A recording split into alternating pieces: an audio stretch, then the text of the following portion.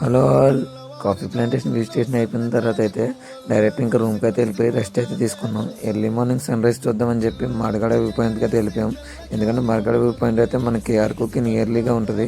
So early morning అయితే start అయిపోయాం. Auto ఒకటి చూసుకుని డైలీ ఆటో ఒకటి చూసుకున్నాను కదా, ఆ ఆటో కూడా మాకు డైలీ అయితే యూజ్ అయ్యాడు. సో తన డీటెయిల్స్ అయితే మీకు డిస్క్రిప్షన్లో ఇస్తాను, యూజ్ అవుతుందేమో చూసుకోండి. సో ఇక్కడ నుంచి అయితే ట్రెక్కింగ్ అయితే చేసుకుంటూ కొండపైకి అయితే వెళ్ళాలి. కొండపైకి వెళ్తున్న దారిలో ఫాగ్ అయితే చాలా ఎక్కువ ఉంటుంది ఎర్లీ మార్నింగ్ వల్ల. మీరు కూడా వ్యూస్ చూసేయండి.